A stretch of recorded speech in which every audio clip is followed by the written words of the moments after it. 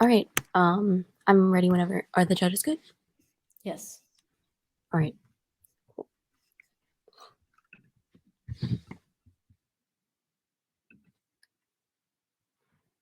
7 minutes. We'll start now. I affirm the resolution. The United States federal government should nationalize the railway industry. First, some definitions. We define nationalize as the federal government would operate the railway industry, and that involves all types of running the trains and running the tracks and running all the schedules, etc.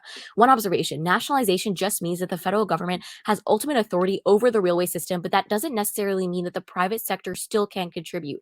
For example, in places like Europe and China, who have the best railway systems in the world, private actors create and develop new ideas that they sell to the federal government at an agreed upon price, ensuring innovation still continues, but the federal government still operates the railway industry as a whole. Next, on to some framework. This is a policy round, so you should look to what would happen in a world with nationalized railway infrastructure and a world without it. The only way to weigh this is under utilitarianism, which means that we should maximize societal well-being and minimize societal pain. Look to who helped people the absolute most, and this also means that under our framework, saving lives will always come first before other impacts, because being alive is a prerequisite to experiencing pleasure or pain, and the ultimate form of social destruction is mass death. Let's move on to advantage one, which is safety. Public transportation is extremely unsafe right now because of railway monopolies not having an incentive to keep people safe. Rather, these monopolies and these private companies can cut corners for money saving, and that's at the expense of public safety and efficiency. The A point here is going to be that subways are extremely unsafe due to things like railway crashes. Train crashes are frequent, and there have been several in the last few years that have killed hundreds of people. For example, we've had a huge railway crash just in January of 2023, which killed almost 10 people in the first car and injured several others in other cars. The B point is going to be monopolization means that railway workers aren't treated fairly because they have no leveraging power. For example, if a couple of key companies actually control the entire railway monopoly, which means that now these workers have to do things like really arduous labor in these underground railways without actually getting paid fairly, and they can't unionize because there's only one company that controls all of these monopolies, and they have monopoly over the whole railway industry, which really disadvantages these railway workers. The link is that the plan allows the United States to nationalize the industry, and thus they're going to prioritize safety. That's for a few reasons. First of all, the government isn't profit centered, which means it has to keep people safe, and it wouldn't cut corners on things like railway industries.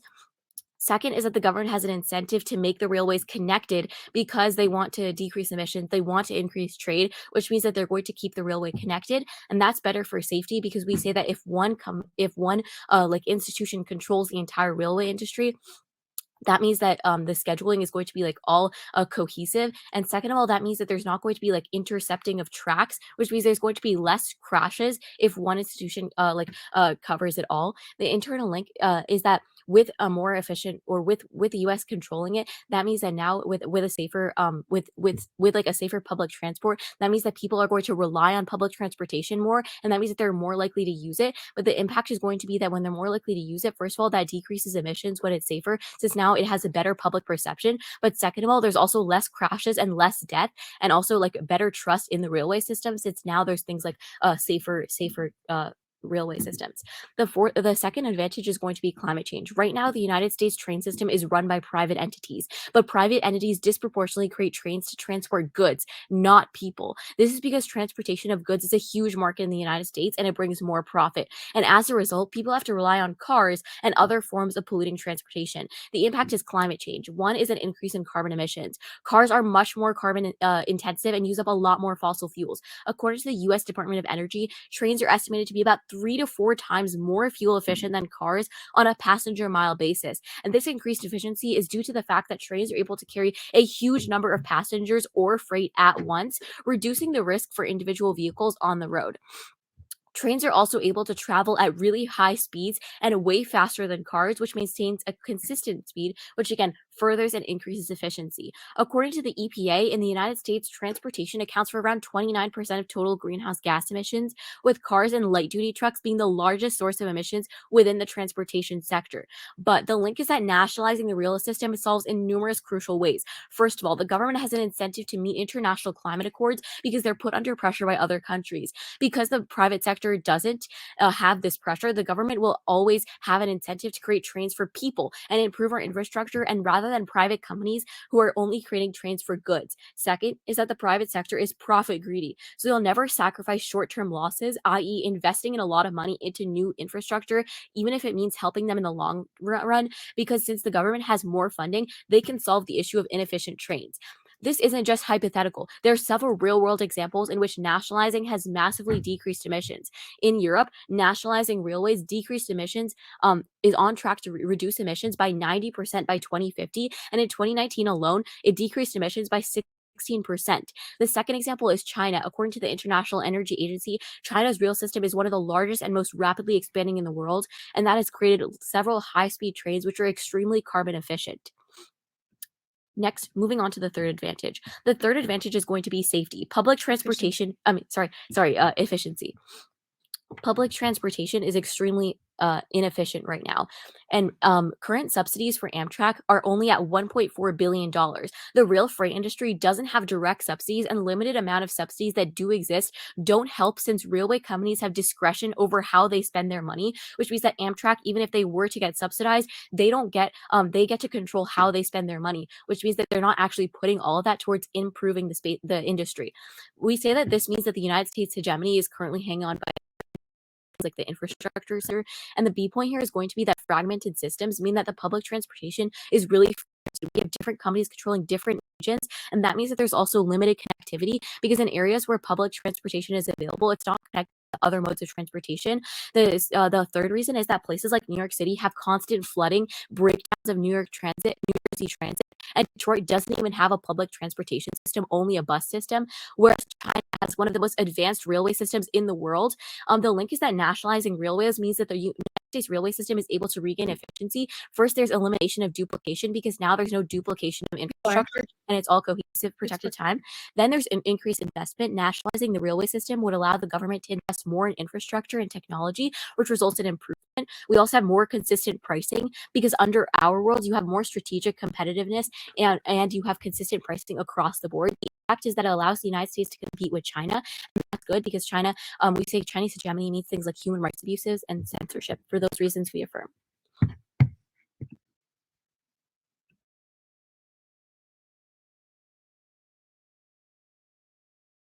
I'll be first speaker for the opposition. I have 8 minutes. My time begins now. We'd like to introduce a counterplan in which the federal government should nationalize all privately held rail right-of-ways. These are the railway tracks and the surrounding airspace in which the rails run on.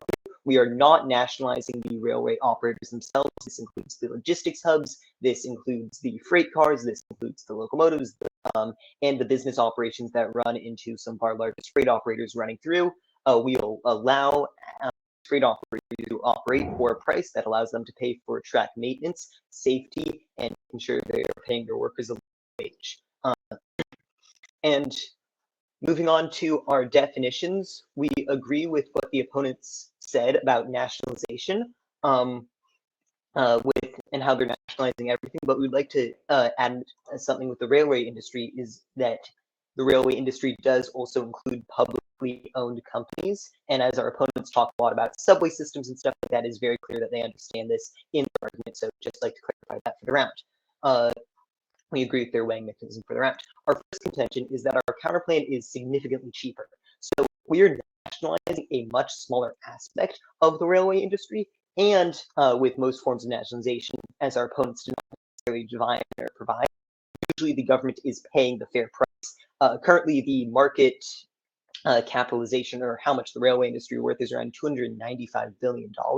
So if we pay all of that money, we're going to be buying a lot of unnecessary things that the federal government doesn't necessarily need, because private companies already know how to run the logistics well. They already know how to run and operate the freight systems incredibly well. So there's no necessarily benefit for the government nationalizing these additional things when we can already just buy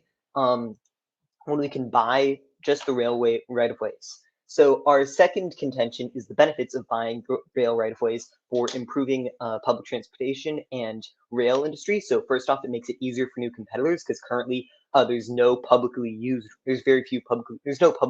railways that just any new person in the rail industry can just hop onto. They have to build their own railways. It's incredibly expensive. So this means we're going to have more competition and prices are going to be driven down. Secondly, we also allow for the use of intercity rail for Amtrak, as they're able to run at much faster rates, because currently the rail industry fights heavily against that. So better public transportation and better railway industries that are going to drive prices down and increase innovation. Our third contention, my bad, is about how it would lead to a decrease in local public funding transportation. So as we've defined and as our opponents have clearly talked about, public transportation is an integral part of the railway industry, but the federal government does not typically seem to care about public transportation compared to other things. They've talked about the pitiful subsidies that Amtrak has received. We can also talk about in the latest Build Back Better Act, public transportation was given $39 billion, which is the most money it's ever received, while the interstate highway system was given, was given over 110 billion, and like we spent like 500 billion already building our interstate highway system. Places that rely on public transportation, such as BART in the Bay Area, MBTA in Boston, SEPTA in Pennsylvania, and stuff like that, are often neglected by the federal government, and the federal government doesn't necessarily care about them. If the federal government is taking over them, there's going to be a couple of key issues. First off, they're not necessarily going to know how to run and operate them, as a lot of people in the federal government, they come from places where public transportation isn't very well used, so they're not necessarily going to know, hey, what do I need to appoint to a person who's going to be running it? Additionally, there's going to be a lot of problems with, hey, yes. Use transportation, so they might not know about it. But like, doesn't the federal government appoint things like bureaucracies, or like have people who are experts in the field work for the federal government who do know how transportation works? Well, that's actually that's the biggest problem. So many of our senators and representatives come from places that don't know where public transportation exists and stuff. They're not necessarily going to know, hey, what are the things I'm going to be looking for in a person who is going to appoint? What issues am I going to spend and delegate money to? The individual workers in the bureaucracies, many of them who live around Washington, D.C., one of the few places that actually does have good public transportation in America, will actually be fine. It's the people in charge who don't really know anything about it who will continue to make problems much, much worse. As we can see, the federal government does not care about public transportation. And additionally, there's also the politicization, subpoint B, which is the threat of politicization, where the government will just focus subsidies on places that they need to win over in the next election. So this can mean that places like Marta in Georgia will get all of the money, while the rest of the other places who are like in either deep blue or deep red states, which don't necessarily need to be one of the federal government, whoever's in charge will say, hey, they're not a priority. They're already going to vote for me, so why am I going to give them a little extra money? And additionally, local control is incredibly important, as people are going to be able to vote for representatives who can directly impact what they need best in their public transportation, instead just giving all this power away to the federal government, which does not often represent the will of people, gets bogged down in bureaucracy and stuff like that. So that's why we need more local direct control for these systems of public transportation that already work in our current system, instead of having the federal government nationalize this. Moving on to our opponent's case. So in their first contention, safety, they say it's like unsafe because of rail monopolies. And they talked about and again, our plan solves this by having the federal government take over maintenance and stuff like that, so we can make sure that these railways are run as safe possible. As they say, government, like this is going to be happening in our world. So we're going to do this as fast as possible. And additionally, we'd just like to point out as an observation that their plan does not necessarily have funding or timing, or our plan will be estimated to take maybe about $100 billion. It's just a rough estimate of the railway nationalization. So we don't also know when their plan could be happening. It could be happening in 2050, while our plan, as I forgot to mention, but please add it down the flow, will be happening as soon as feasibly possible. Why? Additionally, so safety, we solve for that much cheaper. In workers not treated fairly, our counterplan again solves this by making sure that workers are being paid a living wage. Again, our CP solves for things about like keeping about safety, keeping things connected, and less emissions. Again, climate change. First off, we also win on this, and even better because we have better public transportation systems, as people in their local areas know what they need to do, and not necessarily the federal government. And then also, they say that like they talk about, like, again, the horrors of climate change. Again, we were able to solve for this in a much more efficient and effective way, as we were able to electrify the railway industry. We were able to have good intercity rail, reducing car trips. We were able to have good public transportation and all of these problems. But if we go with the government's plan, not only are they going to be nationalizing public transportation systems, who the federal government does not necessarily know how to run, how to operate, which means they'll be left underfunded and incredibly poor. So we might have good intercity rail with Amtrak, still the majority of carbon emissions, which come from, people making short trips in public transportation in places where good public local transportation can be done, we'll get rid of. And additionally, we'd also like to point out that our opponents have no mechanism for funding whatsoever, so we don't know how they're going to be able to get this money, how they're going to be able to nationalize the railway, which means that they could potentially be causing mass discomfort with other. When I finish up my speech, they could potentially be causing mass problems. That later on, as my partner will bring up, or a strong vote for the opposition. Thank you. Before I start my speech, can I get the text of the counterplan? Sure. One momento.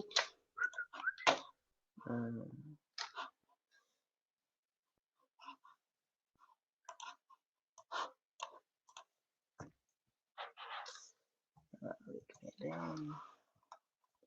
Let's see.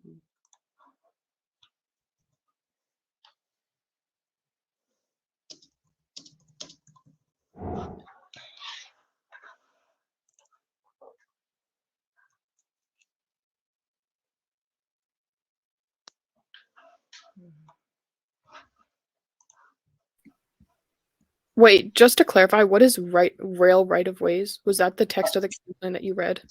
Yeah, so rail right of ways, just to clarify for everybody, rail right of way is basically the rail tracks in the surrounding area that rails go through. It's a technical industry term for that. Okay. So it's basically the railway tracks, but rail right of way, they're just think of them as mutually exchangeable. Rail right of ways are just the railway tracks and the air around them.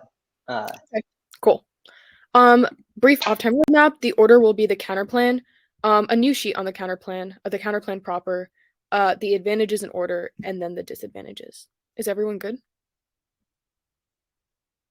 Okay, cool.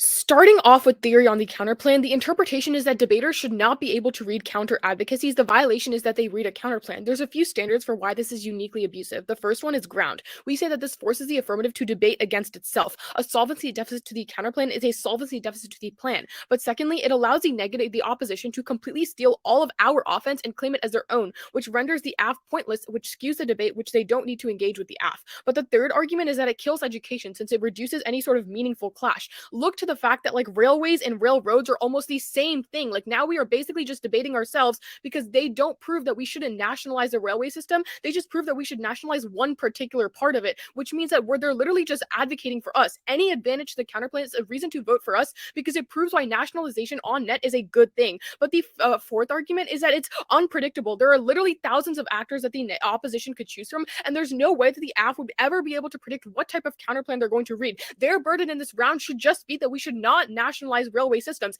not that we should nationalize only railroads. Like literally ask yourselves what the difference is between a railway system and a railroad system. It's absolutely ridiculous that we literally have to debate against ourselves. We'll give you a few reasons why this is a voting issue. The first is that education is important because it's the reason schools fund debate. We would say that by making us debate against ourselves, that is a reason to uniquely drop the debater. But secondly, most of their advocacy is about the offense garnered off of the counterplan, which means if that we prove that the counterplan is uniquely abusive, you should be dropping the debater and dropping all of their advocacies that center around the counterplan, which is basically everything. No reverse voting issues because you shouldn't get a cookie for being fair, and it creates a chilling effect for theory. And it's drop the debater because it's the only way to deter future abuse. In future rounds, you should be reading arguments that are just opposing the resolution, not just counterplans that are basically the same thing as the AF. Let's move on to the counterplan proper. They say that the counterplan is that the federal government should sort of nationalize all railways. Before my speech, I literally asked them what's the difference, and they say that we should nationalize all railroad tracks.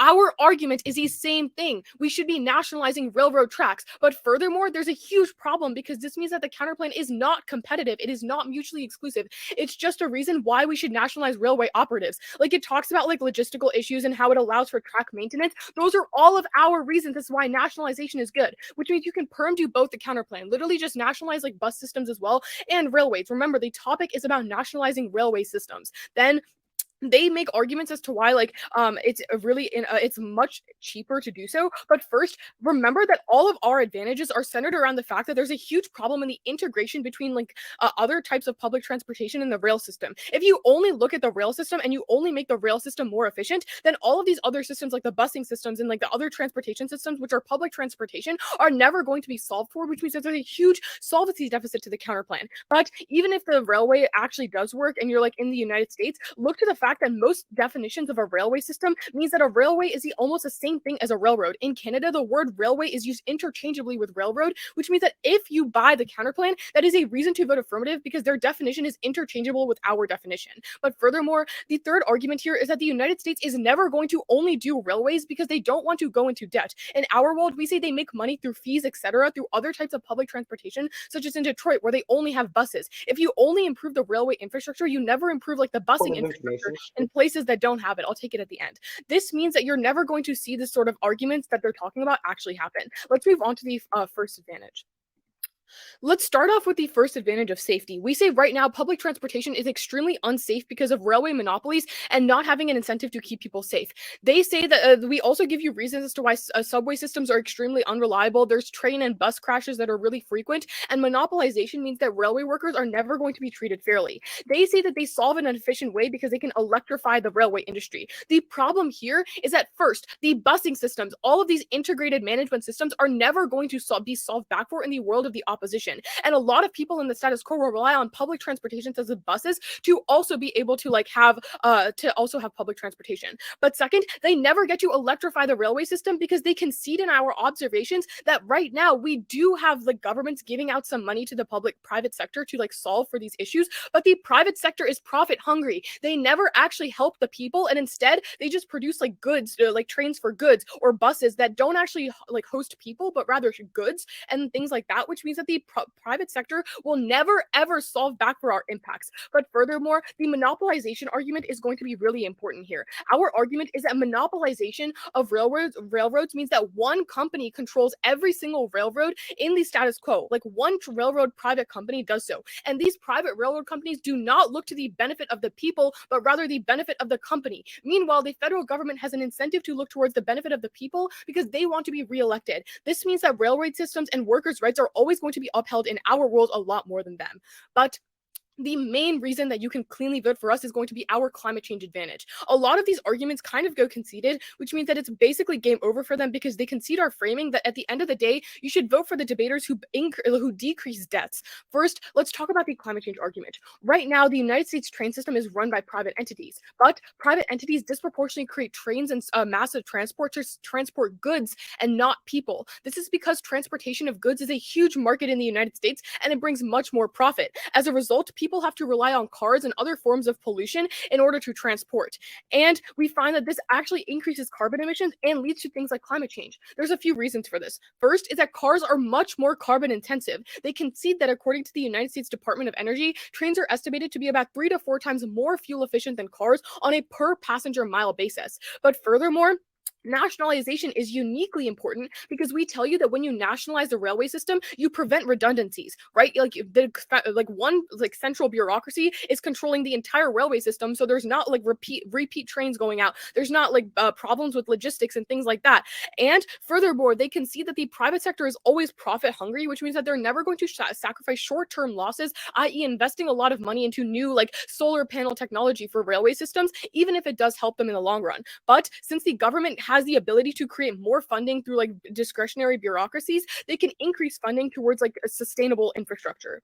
And furthermore, we give you multiple examples in which this has actually happened. In Europe, nationalizing railways and nationalizing the entire public transportation system in particular has put Europe on the track to reduce emissions by 90%. And in China, we have seen the same reduction by 85% less CO2 emissions. With that, let's move on to the opposition case. First, the first contention that they read is that the counterplan is cheaper. here. They talk about how they're nationalizing a much smaller system, and the railway industry is worth $295 million. But first, the issue is that the problem here is that even if you nationalize the railway system, there are a lot of other parts of public transportation. The problem is that they are not integrated. Our entire argument is that you reduce inefficiencies by having one centralized government control all of this sort of public transportation. But when you only do it for trains, places like Detroit are never going to get access to it. But second, they say that it's easier for new competitors to enter the market via their innovation argument. But first, we say the private sector exists right now, and the problem is that increasing monopolization means that one company controls the entire train industry, which means that you're never going to see innovation. You're literally not seeing it right now. But furthermore, we find that in our world, the private sector has an incentive because the government buys out the things that the private sector innovates, which means that there's more innovation. On contention 2, they say the federal government doesn't know how to operate. Look to the Environmental Protection Agency. The EPA takes out all of these arguments because it proves the federal government has the ability to appoint experts in the field to be able to run bureaucracies. We have a Department of Transportation right now. We would say that the Department of Transportation is a bunch of people who are experts in the field and are able to actually adequately regulate what happens with trains, which means that we win this argument about local funding as well. Furthermore, local funding is still part of the government, which means that we still get access to this argument.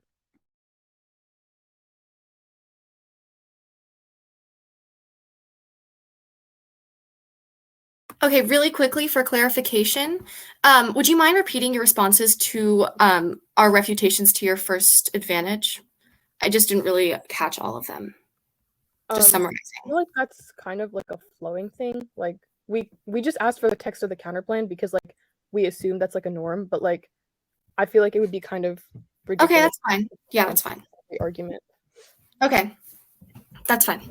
My name is Anna McGarry. I will be the second speaker, I'm so sorry, for the negation on the resolution. I will first be going over the CP and then just opposition and government case. I have 8 minutes on the clock. My time begins now. So my opponents say a few things about our counterplan. First, they have this whole this theory argument about education and how we are making them argue against themselves. I'd like to lay out really clearly what our counterplan is actually stating. We argue for something completely different. The opposition burden is to argue against the resolution, and we state that private companies will be able to operate private carriers, etc., and fund their own transportation, but the tracks themselves would be owned by the government and maintenance would be controlled by the government. So they state that this means that they can still have their own advantages about the federal government providing tracks and or not tracks, but the federal government providing both the carriers and the tracks for railway systems. But in our world, we see that private companies are still providing the transportation itself. It's just that the federal government is the one controlling maintenance over the tracks. Then they try to perm, and they say that you can have both of them in the same world. You can't have a system where the federal government controls what's going on the tracks and a system where the federal government doesn't control what's going on the tracks. So this basically, it's their perm and their theory, not true. Their point about education, again, there's still room for conflict here. There's still room for argument about the two different worlds that we see. So we disagree with their point that education will be decreased simply because we had a counterplan. Moving on to our first contention, which is that the counterplan is cheaper. So in response to this, they said that you still need to nationalize you still need to nationalize other methods and need to integrate other ways. And they also stated that there would be no innovation because companies would be controlling the railway, so they would have no incentive. But they kind of missed the point of this contention, which is that for one thing, they don't have funding for their plan. So basically and they also don't have timing for their plan. So we can kind of compare the nationalization of the railway system to the highway initiative that we saw many, many years ago. That plan took $550 billion in order to complete, in order to have these expansive highway systems. And we can see in their world, if we wanted to have a huge, expansive railway system, we would need billions upon billions upon billions of dollars in order to complete this. This would be incredibly expensive, and we save billions of dollars because our counterplan is only focusing on, I'll take it at the end of my speech at 5 time. Our counterplan is only focusing on one aspect of this, and it's leaving the carrying of people and goods to private companies, which would save billions upon billions of dollars. Moving on to our second contention, our first disadvantage, that it would lead to a decrease in local public transportation funding. So In response to this, they said that it wouldn't lead to neglect because the federal government appoints people to run bureaucracies. This often doesn't work well. For example, like the airplane meltdown, like that wasn't controlled by the federal government, or Also, Pete Buttigieg, someone that they appointed in a bureaucracy, has no experience in public transportation. So we can assume that even if we do implement the plan now, that little would be happening. I'll take it at the end of my speech if I have time. They also said that local funding is still part of the government. That's not true. Local funding is not part of the federal government. Local governments, state governments, and federal governments are three different entities. Moving on to the government's case, their first contention was about safety. They talked about how they're unsafe because of railway monopolies, and how like the subway systems are unsafe because of railway crashes, and how workers are not treated fairly. So they talk about how there is how monopolies are lead to they basically just restate their contention, but we have a few responses to this. So for one thing, we again bring up the fact that their plan does not have timing or funding. So what we can see because of this is that they don't have first of all, they won't be able to accomplish anything. Second of all, the lack of funding will lead to just the lack of timing will lead to this happening far in the future. So we won't see any impacts happening now, whereas our counter plan will lead to impacts happening as soon as possible. So second of all, they talked about how people are being people were killed in the last few years, but a lot of those railway systems were publicly run already. And next, they talk about how the private companies have no incentive to keep railways connected and have schedules that are working with each other. And the federal government would be able to keep these railways interconnected. But the problem with this is that in their second contention, they say that they're going to prioritize people and moving people around over moving goods around. So the trade that they talk about and keeping the railways interconnected would not be a major prioritization for the federal government, seeing as they're not actually prioritizing that trade in their world. They're prioritizing people, which moves us on to their second contention about climate change. We agree that this is a major issue in the round.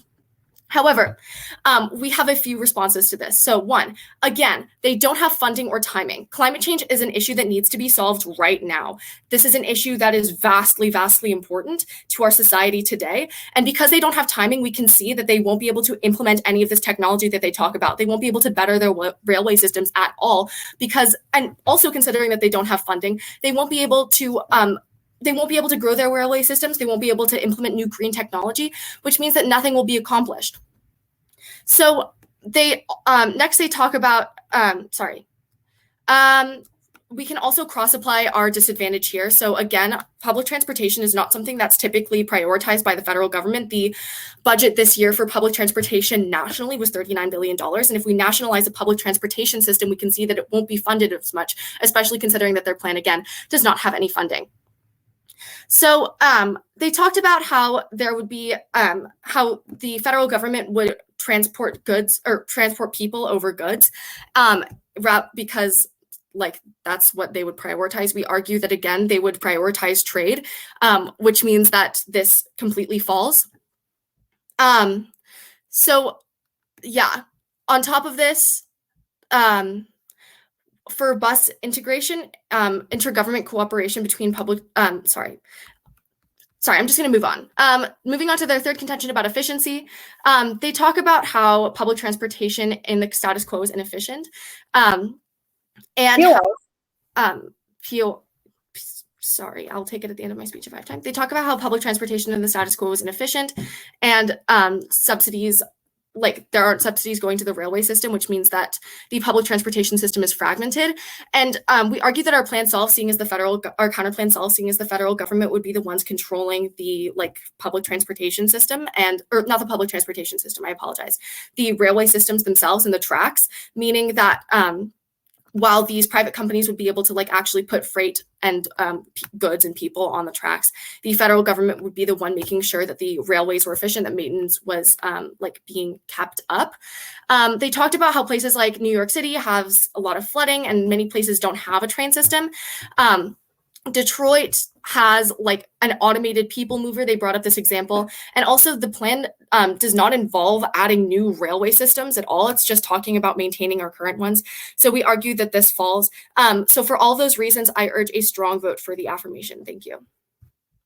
Or sorry, that's the negation. I'm so sorry.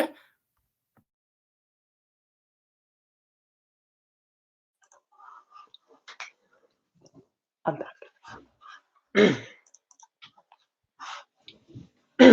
Hello, everyone. My name is Max Bankita. I'll be the final speaker for the opposition. I have 4 minutes. My time begins now.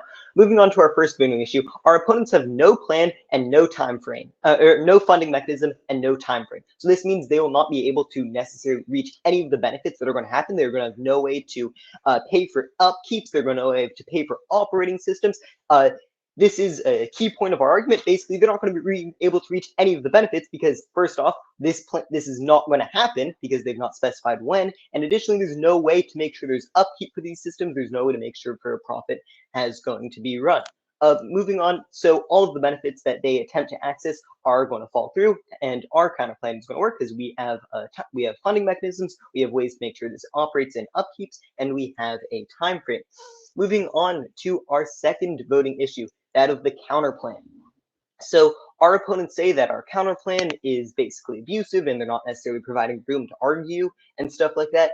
Again, first off, as the negation or opposition, we have to argue against the plan. That is what we do. We provide something that is mutually exclusive. We are nationalizing and operating different things. And there are key points of clash, which I'll later bring up, such as who should control public transportation and should rail operators be run by the government. They try and talk about how in Canada these terms are mutually exchangeable and often stuff like that. But again, if we're focusing on the specifics, the plan text that has been laid out, there are key differences in this round. They provide room for clash, and it is completely possible to argue between them as they're mutually exclusive. And again, the opposition is filling its burden to argue against the government's plan as long as we provide a mutually exclusive plan that negates the resolution, and that is what we are doing. So our counterplan is completely valid, and any arguments against it should fall.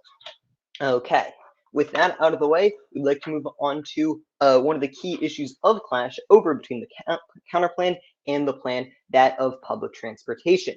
So we have said that the federal government does not prioritize public transportation. So these places such as the MBTA and BART and SEPTA, they're going to be taken over by the federal government, and the federal government doesn't necessarily know how to run these things. For instance, Pete Buttigieg, who runs the Department of Transportation, so hypothetically running these new public transportation systems, he has no experience when it comes to running transportation systems at any time. He's picked by people who don't have experience in public transportation. They don't know what they're looking for. They're taking away local control from people who use these systems and need to decide how these systems run and operate for their own benefit, which means these systems will get worse. A key point that our opponents dropped in this round. So all of the, whether it be the New York City subway or the Chicago L, these public transportation systems will get worse under the federal government, something that our opponents have dropped. Additionally, if the federal government, again, they dropped our funding arguments about how the federal government regularly does not prioritize public transportation, especially in these local issues in these points, which means that public transportation won't be getting the necessary funding or attention or deserved it needs. So all of the climate change benefits on their side completely fall away as some of our best ways of reducing emissions completely go away. As public transportation systems will get worse. And additionally, they dropped our political polarization point, or politicization of funding points, which basically says that, hey, only a few key swing states will get the necessary funding, and deep blue or deep red states won't get public transportation funding for railways. So that means all of the good New York City, Chicago, Bay Area, LA, all those places won't get good operated public transportation systems. Federal government's going to prioritize 1 or 2 areas in swing states to win over electoral votes, and therefore everyone else suffers. So if we're talking about climate change, the most important impact in this round, we win as we prioritize good public transportation systems for everybody that will fall apart under our government's world, and therefore we're able to successfully reduce climate change as you're getting people out of their cars and into good, safe public transportation systems. Thank you.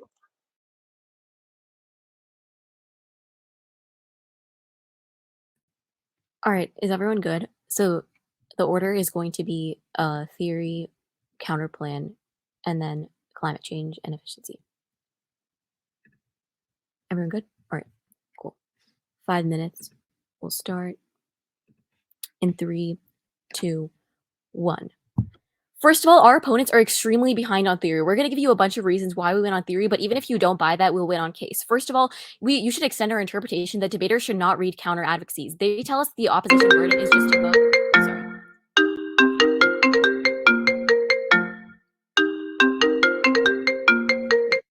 Oh wait, sorry. Sorry, I just got a phone call. Can everyone hear me now? Okay. Sorry about that. I'll resume my time. Okay. So our burden is to we tell you that their burden they tell you that the opposition burden is to vote against the resolution, but we tell you that this isn't against the resolution. This is literally a pick. We tell you that our argument is that you should transform the entire railway industry. Their argument is that you should just transform the tracks and not the actual trains. This is inherently abusive. We tell you that they were already being shifted in their last speech when they changed their definition. So we said that you should extend all our standards. First was ground. We tell you that you force the AF to debate against themselves. Literally, our advocacy is that you should change the tracks and the trains. They're saying that you should just change the trains, the tracks. This is inherently abusive. Again, we tell you that this allows the NEC to completely steal all AF offense and claim it as their own. They don't respond to any of the voters about education and how schools wouldn't fund debate. They also don't respond to the drop the debater. We tell you that the only way to deter future abuse is to drop the debater, which is you should first vote on this. We tell you that a theory is a priori, since if the debate isn't fair, you can't properly evaluate any other rounds, any other arguments. But again, even if you don't buy that, we'll move on to case level offense now. First of all, let's go on to the CP. The first voting issue they gave you on the CP is that there's no funding, or that we don't give you a proper way to fund. First of all, this is a policy round, so you should look to what would happen in a world with nationalized railway infrastructure and without nationalized railways. It's not about the actual passing of the bill, but whether this plan is a good idea. Second of all, they cold concede our bureaucracy argument. We tell you the EPA gets funding from the federal government, and that individual bureaucracies get their funding from the discretionary budget of the federal government. Also, read the resolution. It says the U.S. federal government. So obviously the funding is going to come from the U.S. federal government. There's no reason why we need to completely specify that. That's also not in the rules of parliamentary debate. Don't buy any of this funding arguments they give you. But then third of all, we tell you if they say that we don't have a method of funding, read the text of the counterplan. That doesn't have a funding mechanism either. We tell you that they don't tell you how they get their money. So you should drop this entire funding argument and drop the counterplan. It's preposterous for our burden to be to outline the entire that our counterplan does not have a method of funding is not only new but incorrect. We specified it and put as fines, and it's a new argument. Okay, well, yeah, but it's not in the chat, so we say it's not in the so therefore it shouldn't be evaluated. But anyway, it's judge's discretion. I'll resume my time at 2:45. Starting now. Anyway, so moving on. So we tell you that funding is non-unique here. Again, we don't have a burden to prove funding, but so you shouldn't buy this. And also, this is such a stupid argument. We tell you we shouldn't lose the entire debate round because we don't specify what funding should be, even though the resolution literally says the U.S. federal government. Now move on to the CP as a whole. Don't forget read the resolution. Our advocacy is that you're going to be nationalizing the entire railroad industry, which means all of the railways, which means the trains and the tracks. Their argument is just the tracks. We tell you that first of all, we're just going to dump on the reason why climate change doesn't link into their argument. So we'll just move on to climate change now. First of all, on climate change, right now the U.S. train system is run by private entities, and we tell you that private entities are disproportionately creating trains to transport goods, but not people. This is because transportation of goods is a huge market, and they're not actually doing anything to transport people. Look to the fact that 40% of the emissions that we have in the status quo come from cars and trucks rather than trains, but we tell you that we solve for this. Don't forget that you should be weighing this against the counterplan. They get zero offense with climate change. If they only change the tracks, they don't solve for climate change at all. This is literally going to win us this round.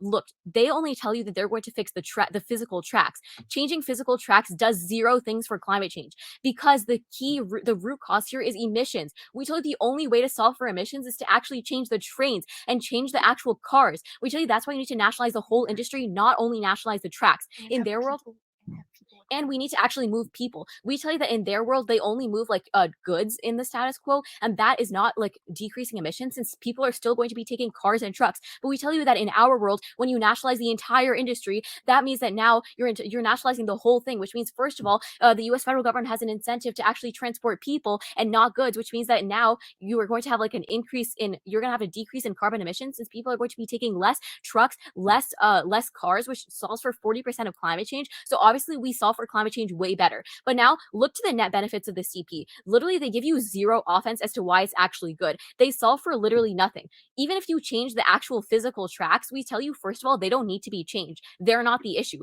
The issue is the actual trains because those are the things causing inefficiency. Those are the things causing car crashes, causing train crashes and emissions. We tell you that the CP, even if you vote for the CP, it does virtually nothing. Even if you change the physical tracks that they put on the ground, the root cause here is going to be the actual trains. We tell you that you should extend all the impacts on extinction, and they also concede our framing analysis on how extinction outweighs. We tell you that climate change causes death outweighs.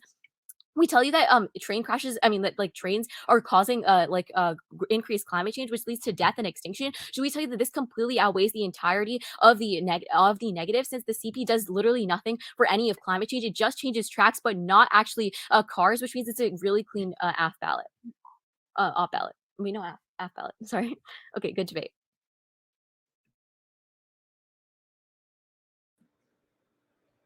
Good debate, guys. Thank you, guys.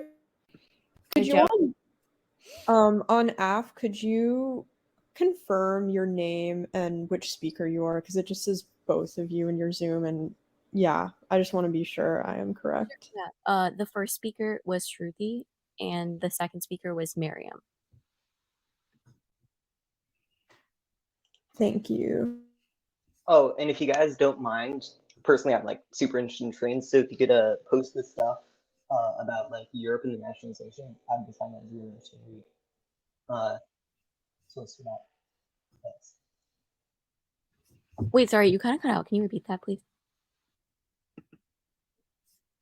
Oh, did I? Sorry, yeah. I'm just super interested in trains. I'd appreciate if you could pass the information about Europe and the nationalization into the chat. That'd be an interesting read for me. Sure, sure.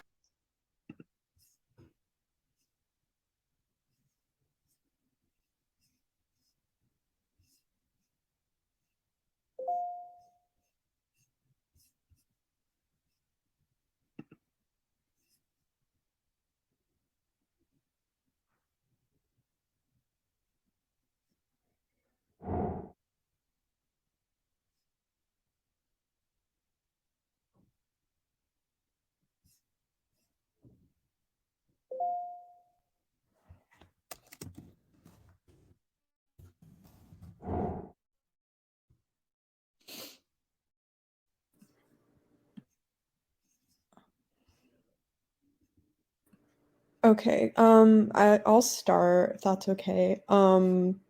So for RFD, I went with side affirmative, because I bought their critique of the neg counter plan. I think I mean, while I don't necessarily concede that they are entirely like mutually exclusive, um, I say that like I think a problem with op offense is that you're simultaneously like critiquing app's case while also like hedging a lot of your impacts on the logic of app's case, because if you're only like taking a piece of nationalization, again you're like arguing that like nationalization is inherently good and then turning around and saying nationalization is like bad. For instance, a lot of things you say about like bureaucracy and how, you know, like Pete Buttigieg, why is he like head of like bodies that like he doesn't necessarily understand, but then you're turning around and saying like the federal government is going to nationalize some parts and that like that's going to be successful. So you're kind of like shooting yourself in the foot there. I think a stronger case, which you were kind of hinting at, was that like, do we really believe that the US federal government is going to like prioritize this? Are they the best body to do this? The issues that come with like bureaucracy and the fact that like the US federal government traditionally doesn't like hire the best informed people to deal with public transit. So yeah, it really like came down to the counter plan, and the fact that I bought AF's calling out of it as sort of like appropriating their own offense. But yeah, good debate, guys. Yeah, I'll go next. So I also voted for the F for the same reasons. I think they did a fantastic job laying, not only the framework, but kind of supporting after they provided their roadmap. I think that with the opposition, it seemed, at least, especially in the second speaker's speech, that you kind of made the F's case for them on multiple occasions. Similar to what the other judge has mentioned, you can't have it both ways. You can't say that the federal government's incapable. And, apart from the argument that, Pete Buttigieg doesn't know what he's doing, or he's not informative or an expert, he's also the person who's not necessarily involved in the expert evaluation of the different plans.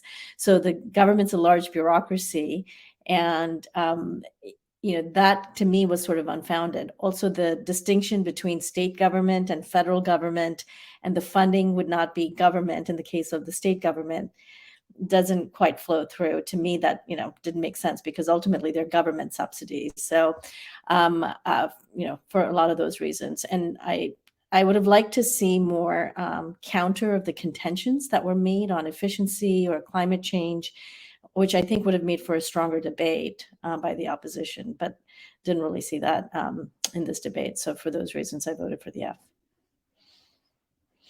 Thank you so much for judging, both the judges. Have a great day. Thank you. Good luck, you guys. Good luck.